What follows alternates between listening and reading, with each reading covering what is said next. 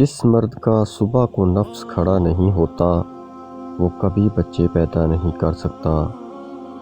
جو مرد مٹھ مار کر بیوی کے پاس جاتے ہیں ان کی اولاد معذور پیدا ہوتی ہے۔ نفس پر کھیرا مسل کر مباشرت کرنے سے منی دیر سے باہر آتی ہے۔ عورت کے پستانوں کے درمیان نفس رگڑنے سے نفس موٹا ہوتا ہے۔ سگریٹ پی کر عورت کے پاس جانے سے نفس جلدی فارغ ہو جاتا ہے۔ عورت کو انگور کا جوس پلا کر مباشرت کرنے سے پہلی اولاد بیٹا پیدا ہوتا ہے۔ عورت کو گنے کا جوس پلا کر مباشرت کرنے سے پہلی اولاد بیٹی پیدا ہوتی ہے۔ عورت کو انجیر کھلا کر جمع کرنے سے جڑواں بچے پیدا ہوتے ہیں۔ جس عورت کو پسینہ زیادہ آتا ہے اس عورت کے ہاں جڑواں بچے پیدا ہوتے ہیں۔ جس عورت کا نیچے والا ہونٹ موٹا ہو ایسی عورت مرد کو خوش نہیں رکھ سکتی۔ جس عورت کے ہاتھ دودھ کی طرح سفید ہوں ایسی عورت میں شہوت کم ہوتی ہے۔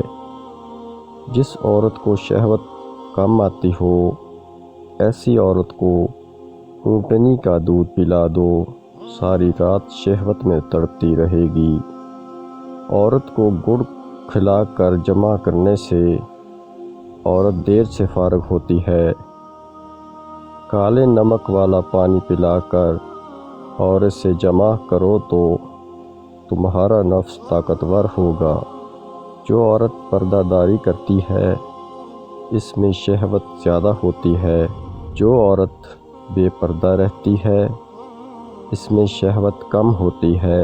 جو عورت پردہ کرتی ہے وہ مرد کو پورا لطف دیتی ہے۔ جو عورت پردہ نہیں کرتی وہ مرد کو کبھی خوش نہیں کر سکتی۔ جو عورت دولت کی پیاسی ہوتی ہے ایسی عورت جلدی مر جاتی ہے۔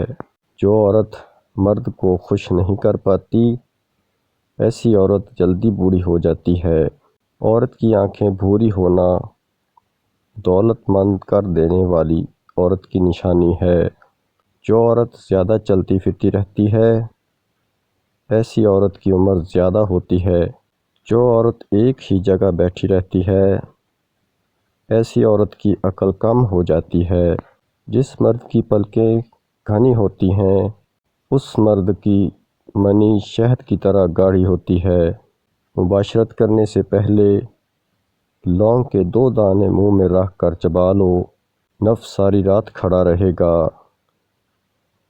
ویڈیو اچھی لگی ہو تو چینل کو سبسکرائب ضرور کر لیجئے گا اور ویڈیو کو شیئر کر دیجئے گا۔ شکریہ۔